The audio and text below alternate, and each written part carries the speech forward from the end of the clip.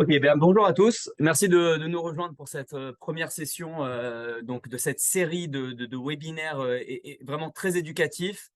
Euh, on pense que dans le contexte actuel, il y a un réel besoin et c'est vraiment aussi ce qu'on identifie avec nos discussions avec les investisseurs en Europe, c'est un réel besoin d'éducation dans l'univers des cryptoactifs qui restent quand même des sujets de deep technologie.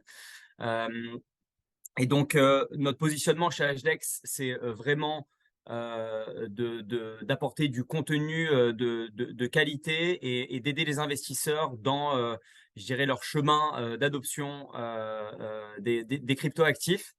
Donc, HDEX, c'est une société de gestion globale. On est présent en Amérique latine, aux États-Unis et en Europe, avec des produits vraiment qui ont vocation à offrir des solutions d'allocation d'actifs. Donc, voilà, des ETF, des ETP qui répliquent des indices de cryptoactifs. Mais voilà, l'objet aujourd'hui, c'est vraiment pas de parler de nous, mais vraiment de vous aider à comprendre quels sont les concepts autour des cryptoactifs. On rentrera un peu plus en détail dans les prochaines sessions. Donc voilà, avant de commencer, je dois juste dire un disclaimer d'un point de vue conformité. Donc le voici. Donc ce webinaire et la présentation qui l'accompagne ont un caractère purement informatif. Cette présentation ne constitue ni une offre d'achat ni de vente et elle n'est pas une sollicitation d'offre d'achat ou de vente. Certaines informations contenues dans ce document sont des déclarations prospectives en raison de divers risques et incertitudes. Les événements réels ou les résultats ainsi que la performance des produits peuvent différer considérablement de ceux reflétés ou envisagés dans de telles déclarations prospectives. Par conséquent, les investisseurs ne devraient pas se fier à ces déclarations prospectives lors de la prise de leur décision d'investissement. Voilà. Cela étant dit, donc nous avons dans le call Draman Mate, qui est notre responsable produit. Et donc, on va rentrer tout de suite dans le vif du sujet. Donc, comme vous le savez, le Bitcoin a été créé en 2009 suite à la grande crise financière de 2008.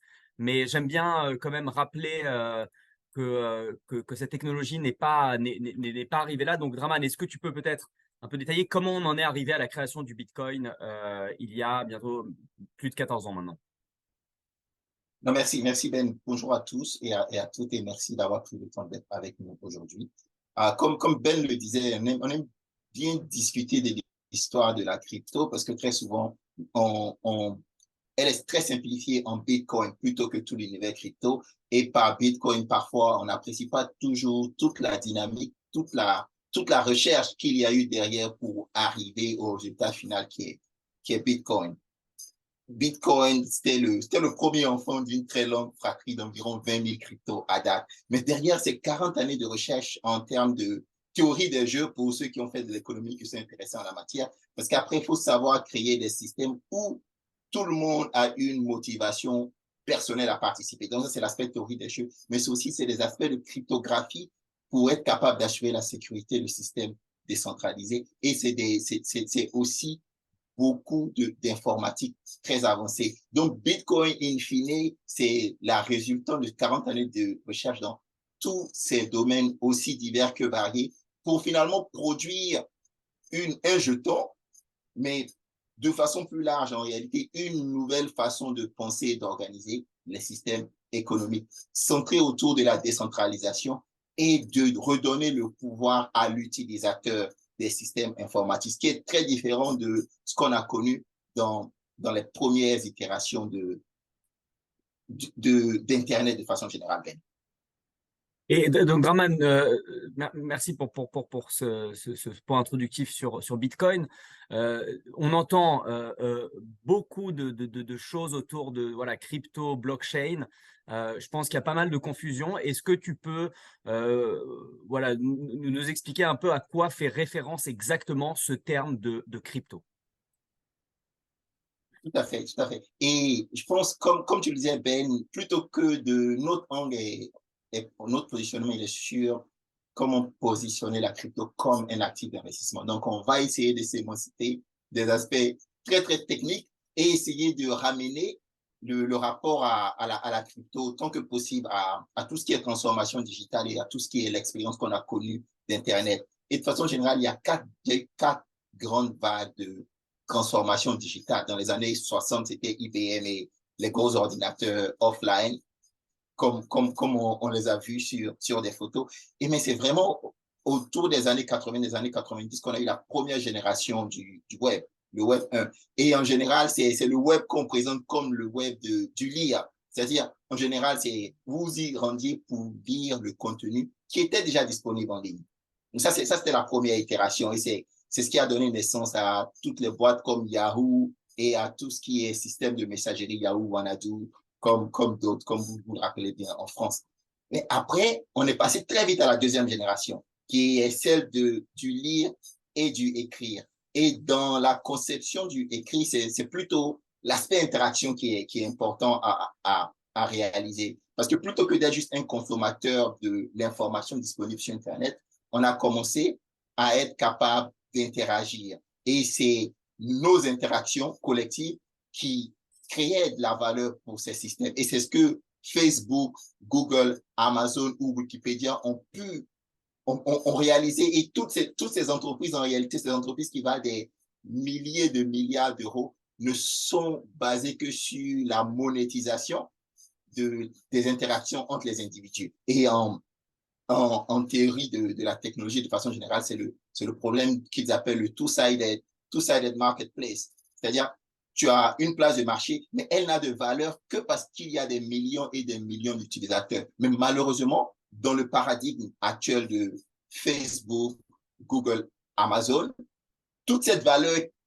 elle existe parce que toi, Ben, toi, moi et des millions de nos amis sont sur Facebook. Donc, Facebook a de la valeur parce qu'on est sur Facebook, mais on n'en tire pas avantage. On ne reçoit pas de participation dans cette valeur qu'on contribue à créer. Et l'idée, c'est vraiment l'idée du Web3 qui est la prochaine vague, c'est de non seulement lire et créer comme auparavant, mais aussi posséder, c'est-à-dire être capable de partager la valeur qui est créée dans ce genre de système décentralisé.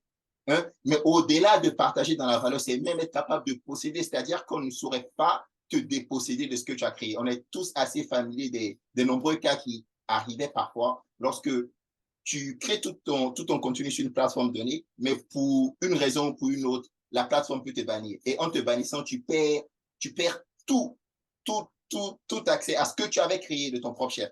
Donc, l'idée, c'est est-ce qu'on peut pousser le concept de possession en ligne? La même manière dont il est très, très naturel aujourd'hui d'acheter en ligne.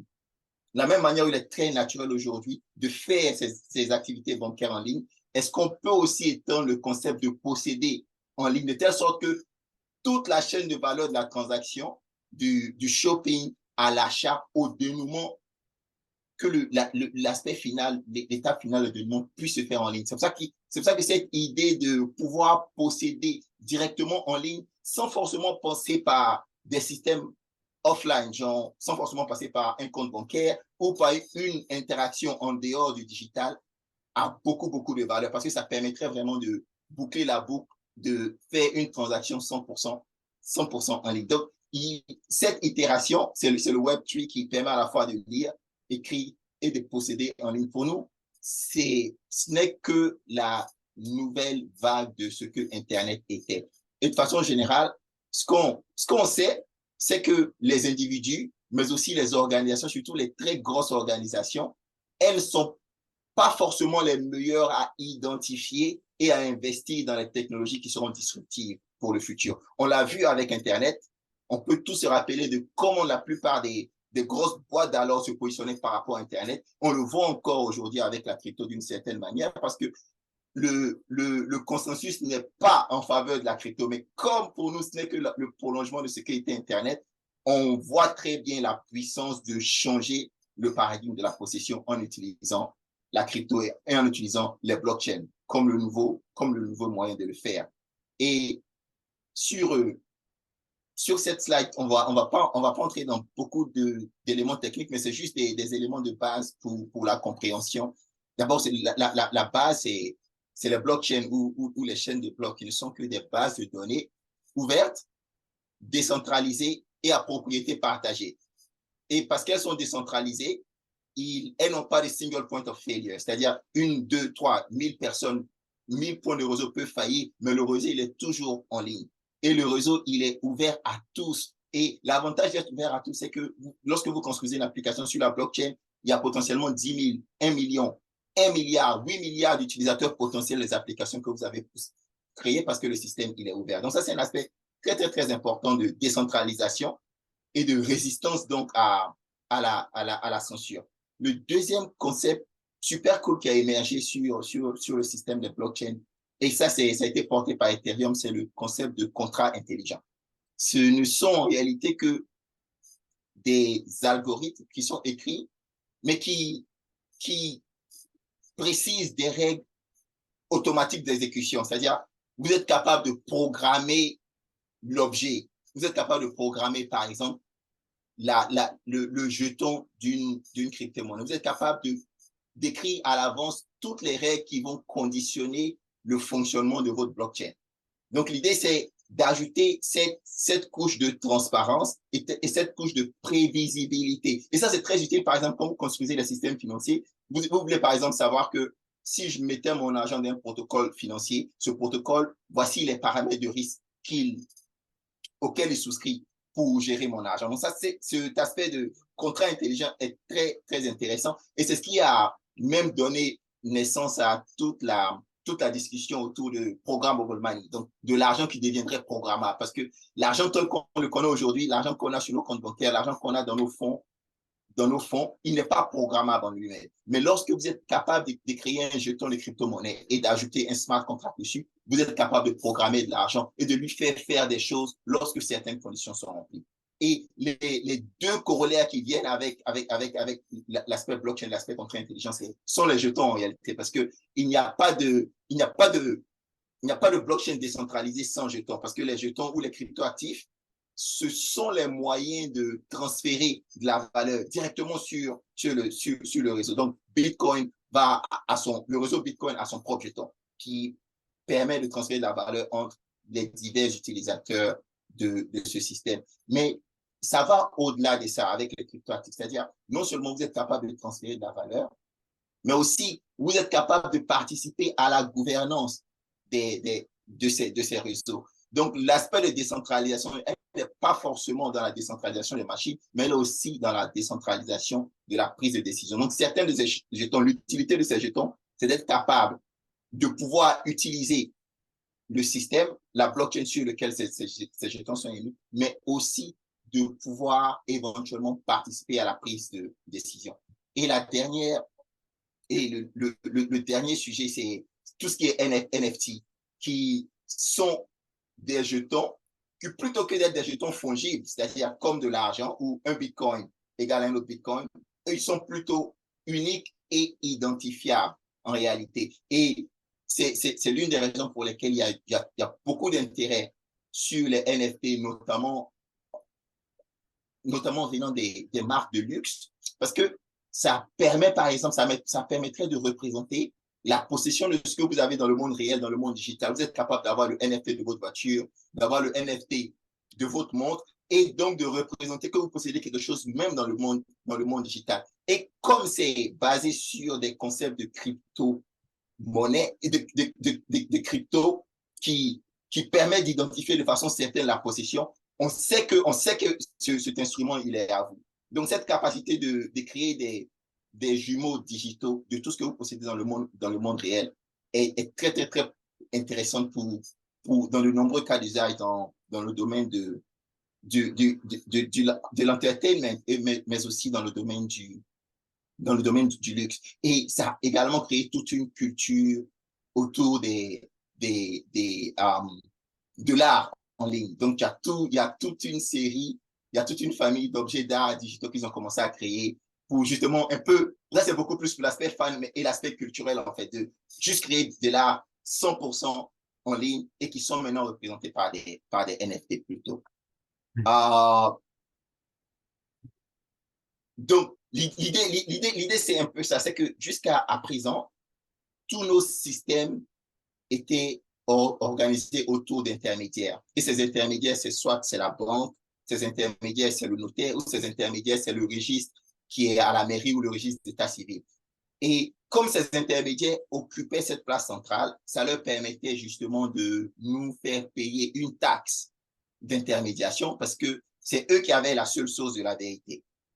Mais l'idée avec la crypto, l'idée fondamentale, c'est qu'avec la crypto, on est capable de changer la façon dont la confiance est acquise. Avant, la confiance était acquise parce que c'est une institution ou parce que c'est une entreprise qui a une certaine marque. Donc, on sait qu'une banque de tel rang ne fera jamais un certain nombre de choses parce que c'est la peur pour son image de marque. Mais l'idée avec la crypto, c'est que tu n'as pas besoin d'avoir confiance aux institutions, tu as juste besoin d'avoir confiance au code. Parce que le code, il est écrit de telle sorte que tous les utilisateurs, tous les développeurs, tous les investisseurs, tous les validateurs doivent se comporter de la façon qui leur est le plus profitable. Ça, c'est un. Donc, ils ont un certain intérêt à se comporter d'une certaine manière.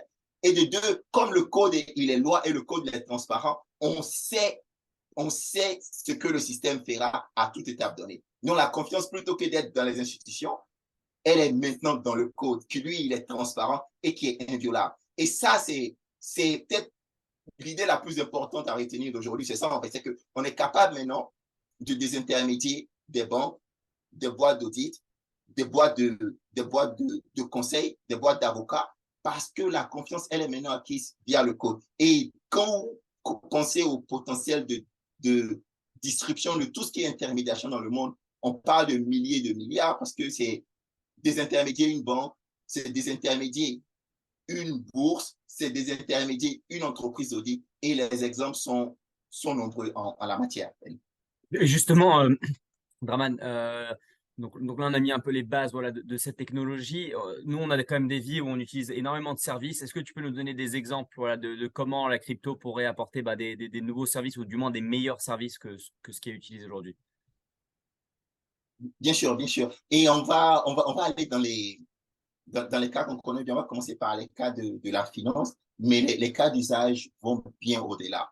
Pour la finance, le premier exemple qui est tout naturel et qui a beaucoup d'acceptation, qui a beaucoup de maturité aujourd'hui, c'est dans le domaine du paiement. Tous ceux qui ont eu à faire des paiements internationaux savent que même pour des montants très importants, pour des très grandes entreprises mondialement, l'argent pour le bouger d'un pays à un pays, il prend quelques jours ou parfois même une semaine, en fonction de la destination. Et ça nécessite message Swift, bonne correspondante et tout ça. Mais l'idée, par exemple, c'est qu'avec Bitcoin, tu es capable d'envoyer de l'argent à n'importe qui de par le monde, en fait, pour peu que cette personne ait un portefeuille, un wallet. Et ça change le paradigme d'attendre une journée, 2 journées, ou même 2 heures, 3 heures pour recevoir un paiement ça prend 10 minutes, ça peut prendre jusqu'à 1 heure. Mais le paiement, quand il est parti, il est parti et tu as une certitude de paiement. Donc, par exemple, comparé ne serait-ce qu'au système de paiement actuel, un paiement en Bitcoin ira beaucoup plus vite et en fonction de la valeur, il sera peut-être moins cher pour les transferts de grande valeur. Et pour ceux parce que Bitcoin, après, il y a un risque de volatilité du cours de Bitcoin, il y a tout ce qui est stablecoin, qui en réalité sont des monnaies, on va en parler un peu plus tard, qui sont plutôt que d'être backés par un actif digital Bitcoin, sont backés par un sous-jacent qui va être l'euro ou le dollar. Donc, tu n'as pas de risque de change quand tu fais la transaction en stablecoin. C'est la même chose. Mais en 5-10 minutes, moi, je suis capable d'envoyer de l'argent de la France au Cameroun ou en Côte d'Ivoire et le dénouement, il est instantané. Et ça, c'est un système qui est mieux en ordre de magnitude comparé au système de paiement actuel. Et ça c'est utile en fait. Et pour nous, notre thèse, c'est justement comme crypto a de l'utilité en termes de moyens de paiement, au fur et à mesure, il va arracher des parts de marché des systèmes conventionnels des banques. Et c'est cette capacité d'arracher des parts de marché qui va justifier la valeur de cette jetons dans le temps. Le deuxième cas d'usage, c'est les boîtes, c'est les métiers de la finance. On peut prendre un exemple qui est très intéressant, c'est celui de Uniswap comparé à NYSE ou à, on va dire, toute autre bourse que vous connaîtrez. Uniswap, c'est une application de finance décentralisée, c'est un échange décentralisé en réalité qui met ensemble les liquidités des individus et qui va donc utiliser cette liquidité collective-là pour faire le marché. L'avantage, c'est que tous les individus qui ont contribué leur liquidité au pool vont recevoir des frais de transaction chaque fois qu'Uniswap utilise leur pool pour faire le marché. Donc, l'idée, c'est ça, c'est plutôt qu'il y ait deux grosses banques avec leur desk qui fassent le marché, qu'on soit capable de créer un pool de liquidité en utilisant la liquidité oisive des uns et des autres. Et ça parle très bien au concept de décentralisation parce que puisque dans ce système, tu n'as plus besoin d'avoir deux gros desks de brokers qui font le marché, tout le PNL qu'une soit retire de cette transaction est passé à ceux qui ont créé le pool. Donc, l'idée est justement de pouvoir faire le marché sans forcément passer par des acteurs des marchés réglementés et avec une grosse taille de bilan. Parce que le risque, in fine, est décentralisé à des milliers, voire des millions d'utilisateurs à la fin de la journée. Et les deux derniers cas, c'est des cas qui sont beaucoup plus dans le domaine de la technologie, parce que très souvent, quand on parle de crypto, on a l'impression que toute l'adoption à date est du ressort de la finance. Pas vraiment. C'est sûr que ce sont les applications de finance qui ont eu le plus de publicité, de façon générale, qui ont peut-être eu le plus de progression à date. Mais il y a beaucoup d'applications très intéressantes autour de tout ce qui est data provision and data storage, donc tout ce qui est du ressort des données. Par exemple, Filecoin, c'est un jeton qui permet à toute personne de louer de l'espace inutilisé qu'elle aurait. Donc, vous avez de l'espace inutilisé sur votre machine, vous ne savez pas trop quoi en faire. Grâce au réseau Filecoin, vous êtes capable de louer cet espace à quelqu'un d'autre. Donc, c'est un marché qui n'existait pas, mais grâce à cette nouvelle technologie, on est en train de créer ce nouveau marché. Et comme ce service a de la valeur, naturellement, Filecoin pourra recevoir une commission sur le service qu'il fournit. Et c'est la même chose, par exemple, pour tout ce qui est réseaux sociaux. Audius, c'est une plateforme qui a été créée pour mettre en relation directe les créateurs de contenu et les utilisateurs. Et en arrivant à les mettre en relation directe, ce que cette plateforme fait, c'est qu'elle enlève toute la chaîne de valeur de la musique, des différents acteurs qui sont dans la chaîne de valeur de la musique. Et tu as le créateur de contenu d'une part, tu as l'utilisateur d'autre part, ils sont en relation directe. Donc, il y a beaucoup moins d'intermédiation et une relation directe et beaucoup plus de valeur reste dans l'écosystème plutôt que d'être payé à toute une panoplie d'intermédiaires. Et pour nous, ça capture très bien l'idée de la décentralisation et ça montre assez bien que ça ne se passe pas que pour les applications financières, ça va au-delà. Et tout le monde voit assez bien le potentiel de un Audius à remplacer une bonne partie de l'industrie musicale ou à remplacer même la façon dont YouTube gère des relations avec les créateurs de contenu, par exemple. Ouais. Ok, merci Varman. Alors juste pour l'audience, on va encore continuer pendant 10 minutes. Si vous avez des questions, vous pouvez les mettre dans le Zoom directement et on les couvrira ensuite. On prendra un petit peu de temps. Mais alors donc Draman, donc là effectivement, on parle de cas d'usage. On a parlé de Bitcoin, on a parlé tout à l'heure de smart contract.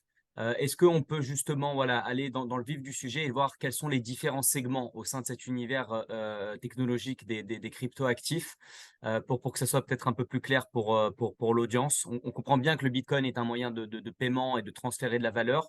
Voilà, mais est-ce que tu peux nous parler un peu des autres thèmes et des autres segments? Bien sûr, bien. Donc, il y a, il y a une grosse attention qui est portée à Bitcoin, ça se comprend. C'est le premier jeton historiquement et il représente aujourd'hui 700 milliards de dollars de capitalisation de marché. Donc, ça s'entend. Mais l'univers de la crypto va au-delà de Bitcoin. On a fait cette slide un peu plus tôt dans l'année, c'était en août, hein, mais à date, le marché, plutôt que d'être à 1,1 milliard, il est à 1,4 milliard environ. Donc, il est déjà en hausse de plus de 20%. Il est déjà en hausse de plus de 20%. Et ici, c'est environ plus de 250 actifs qui ont plus de 100 millions de capitalisation de marché. Donc, plus de 250 actifs qui seraient dans un bon mandat de mid-cap ou de small-cap en réalité. Et il y a diverses familles, même ne serait-ce que dans la famille des monnaies où Bitcoin est la plus importante, tu as toute une panoplie de monnaies. Par exemple, tu as Monero, qui est un actif qui est ce qu'on appelle un privacy coin, mais tu as aussi Bitcoin Cash, qui est un offshoot de Bitcoin, créé il y a quelques années. Tu as Stellar qui a été développé et qui essaie de se focaliser sur tout ce qui est transactions à l'international en différents pays, en fait. Donc, il y a différentes familles de crypto. À date, la famille la plus importante en termes de capitalisation des marchés, c'est la famille des monnaies. Mais il n'y a pas que. Parce que derrière, l'une des innovations qui a attiré le plus de personnes en crypto, c'est l'innovation des contrats intelligents dont on parlait un peu plus tôt. Ça a été créé par Ethereum, mais à date, autour d'Ethereum, il y a encore toute une autre panoplie de smart contracts qui ont vu le jour, que ce soit Polkadot, Solana, Algorand. Et l'idée étant que ces nouvelles plateformes de smart contract essaient de se spécialiser dans certains verticaux ou essaient d'améliorer certains aspects d'Ethereum. Donc, tu auras une compétition très forte entre diverses plateformes de contrats intelligents sur des aspects différenciants. Donc, tu as les smart contracts. Derrière, tu as tout ce qui est stablecoin, qui sont utilisés en grande partie comme des instruments de paiement et de transfert de valeur en différents pays, ou parfois de thésaurisation.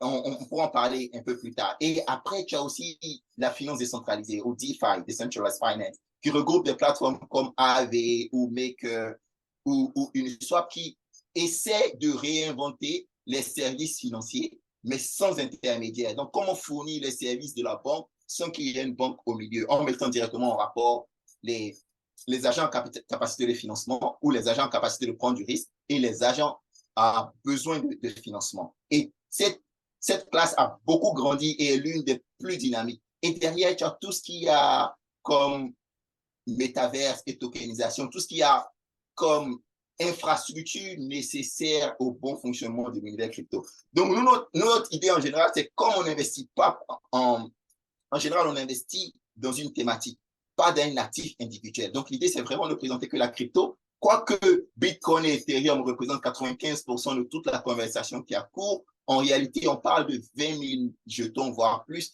et on parle de différentes familles. Et chacune de ces familles-là aura un comportement différent, aura des drivers différents derrière. Et l'idée, c'est vraiment si vous voulez investir en crypto, mais si vous voulez comprendre la crypto, d'élargir votre rayon d'action et d'élargir votre grille de lecture pour comprendre ces différents verticaux. Comme vous le feriez pour les actifs traditionnels. Investir en Europe, sous le vocable investir en Europe, on sait très bien qu'investir en France, c'est très différent d'investir en Allemagne, qui est très différent d'investir en Suisse, par exemple. L'idée, c'est de présenter la même chose avec les cryptos. Il y a différentes thématiques sous le grand vocable de la crypto-bank. Ok, super, merci Draman. Alors juste, je te propose qu'on couvre peut-être les trois dernières slides. La question que j'ai envie de te poser, c'est tout ça, ça a l'air d'être des super idées, mais alors concrètement, dans l'économie mondiale, est-ce qu'on peut parler d'une application, voilà, qui je dirais fait beaucoup sens? On entend beaucoup de choses autour de la tokenisation. Est-ce que tu peux, voilà, nous en dire un petit peu plus et vers quel monde on se dirige lorsqu'il s'agit de transférer voilà, des instruments ou autres? Bien sûr. Je pense que l'une des critiques qui vient très souvent à la crypto, c'est oui, ça marche très bien ça semble marcher assez bien, mais quels sont les cas d'usage dans le monde réel? Et la première réponse que nous, on fait en général, c'est que même dans son fonctionnement actuel, les actifs crypto ils ont beaucoup de valeur et ils ont prouvé leur résilience. Je veux dire, il y a 700 milliards de capitalisation du marché sur Bitcoin, il y a un peu plus de 200 milliards sur Ethereum, parce que ces systèmes-là marchent. Parce que ces systèmes marchent. Et c'est la raison pour laquelle on parle aujourd'hui de tokenisation et éventuellement donc d'essayer d'appliquer ces mêmes principes au monde réel. Ben, c'est en réalité parce qu'il fonctionne très bien déjà dans le monde crypto. Donc, je pense qu'il faut rendre à César ce qui est à César et reconnaître que tout ce qu'il y a comme tokenisation et expansion de ces concepts de blockchain au monde réel, ça vient du fait que ça marche assez bien dans le monde crypto et ça a prouvé ses cas d'usage. Et toute la conversation qu'il y a autour de la tokenisation, c'est comment on prend des actifs physiques, matériels, comme l'immobilier, comme l'art, comme les matières premières, qui sont très difficiles à transiger, qui sont très difficiles à faire bouger, comment on les transforme en des actifs qui sont digitaux. Et parce que c'est maintenant des actifs digitaux, ils deviennent beaucoup plus faciles à vendre ou à acheter. Ils deviennent beaucoup plus faciles aussi à fractionner entre divers individus. Donc, si je prends l'exemple d'une maison, et tout le monde connaît le processus d'achat et de vente d'une maison, c'est un processus qui est long. Beaucoup d'acteurs, ça prend du temps, ça prend de l'argent, ça prend des commissions. En veux-tu, en voilà. L'idée, c'est si on crée l'équivalent digital d'une maison via un NFT qui prouve la possession sans équivoque, de l'autre côté, on est capable, par exemple, maintenant de vendre cette maison de façon quasiment à n'importe qui de par le monde, en fait. Parce que comme ce sont les systèmes ouverts, le marché, il est ouvert à tous ceux qui peuvent participer au réseau. Ça, c'est d'un. Et la deuxième chose, c'est que ça devient beaucoup plus facile de le fractionner, de telle sorte que 5, 10, 15 personnes peuvent créer un syndicat pour venir acheter une maison, ce qui aurait été très difficile à faire dans les systèmes conventionnels. Donc, l'idée de la tokenisation, c'est ça, c'est de créer l'équivalent digital d'un bien physique. Et parce que cet équivalent digital, on peut alors le morceler en faire des fractions. Et grâce à cela, grâce à ce morcellement, il y a beaucoup plus de liquidité et de facilité d'échange.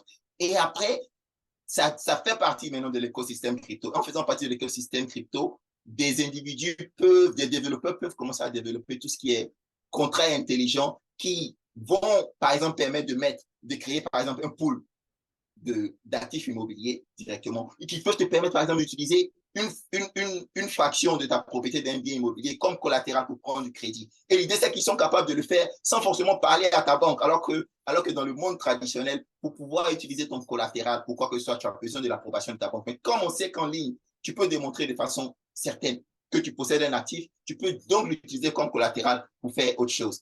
Et l'idée, c'est ça, c'est être capable de reconstruire tout le système financier actuel, tout le système de possession actuel, le répliquer en ligne et donc avoir beaucoup plus de liquidité. Et beaucoup des grosses banques et des grosses boîtes de gestion de fonds ont senti l'opportunité. Je pense que Bank of America, c'est un chiffre qu'on cite beaucoup, dit que le potentiel, la tokenisation pourrait dépasser 16 milliards de dollars au cours des 5 prochaines années. Ça c'est énorme. Et historiquement, même si aujourd'hui on sait que BlackRock est très intéressé par tout ce qui est ETF crypto, à la base, le gros pitch de Larry Fink sur la blockchain, c'était en réalité autour de la tokenisation.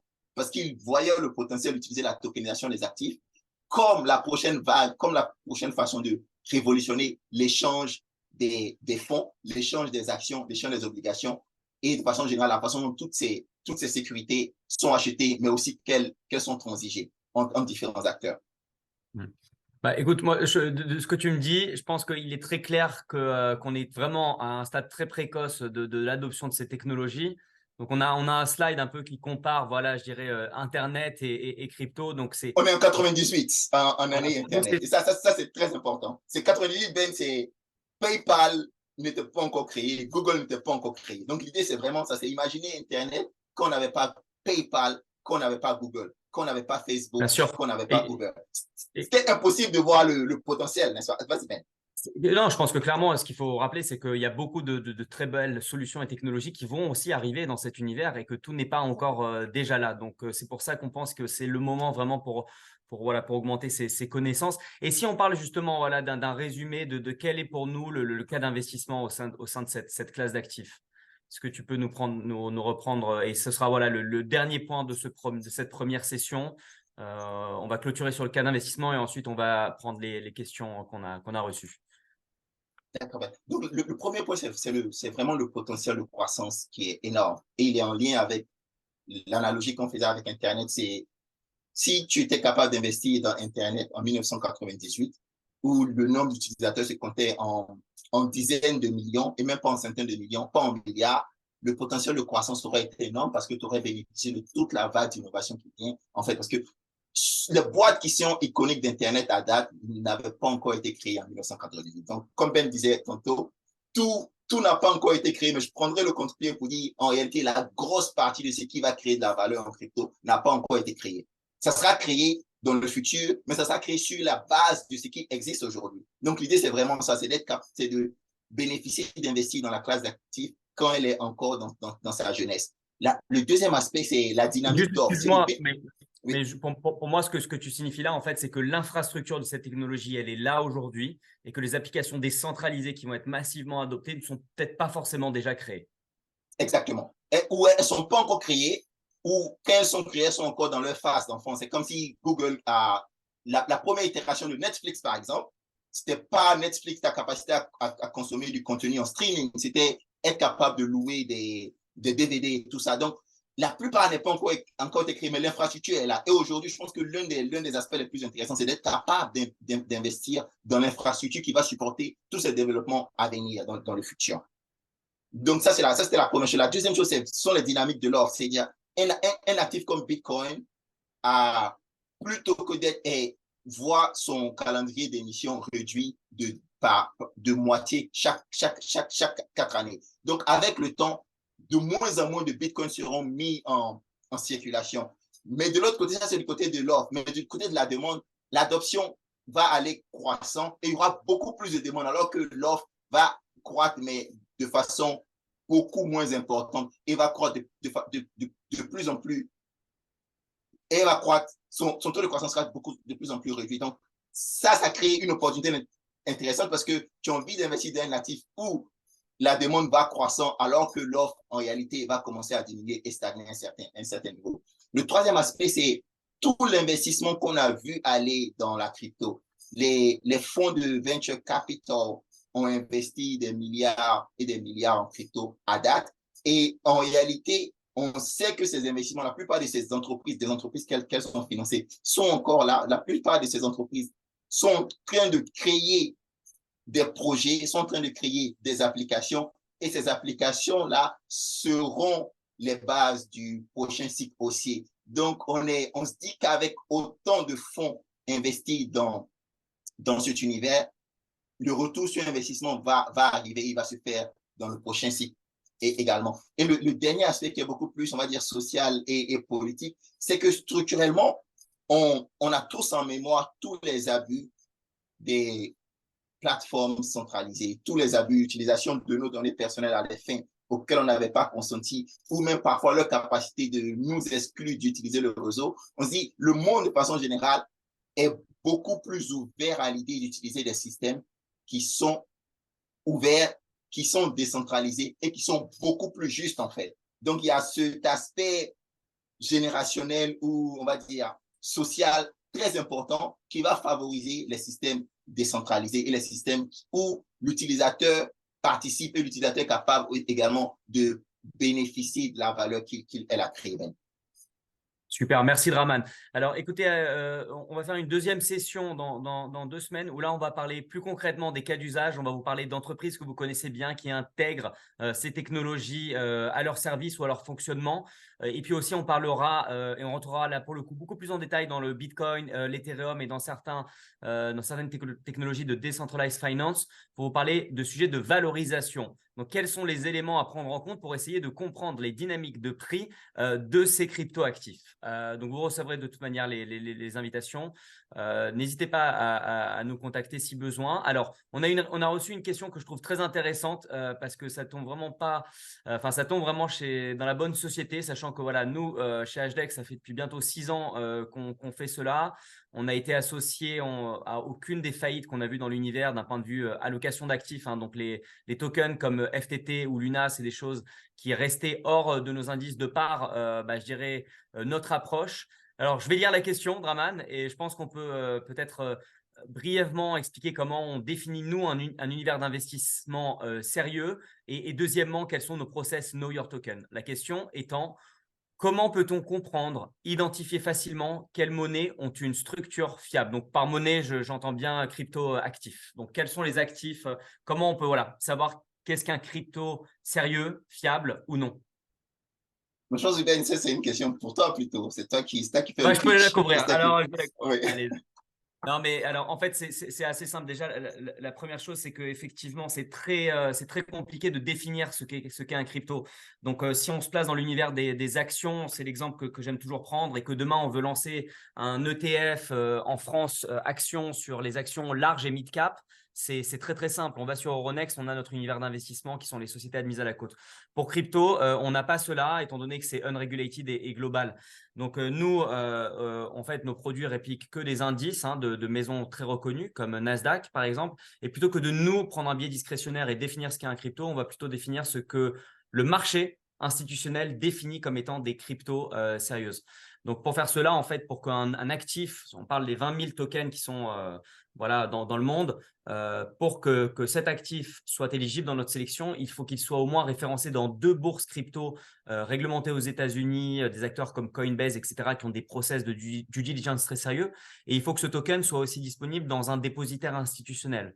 Donc, des sociétés comme Fidelity ou Coinbase Institutional. Et en fait, en faisant cela, je dirais qu'on utilise tous les filtres de ces sociétés qui sont réglementées, qui sont sérieuses et qui ne vont pas faire rentrer des projets qui peuvent être frauduleux, etc. Donc ça, c'est déjà un premier élément de réponse. Et puis le second, en fait, c'est vraiment d'avoir une politique. Alors nous, c'est quelque chose qu'on a créé en interne. On a créé une politique de Know Your Token où chaque token qui donc rentrent dans les indices que l'on doit répliquer en tant qu'asset manager. Nous, on va faire ensuite nos propres services de due diligence. On va aller voir qui sont les fondateurs.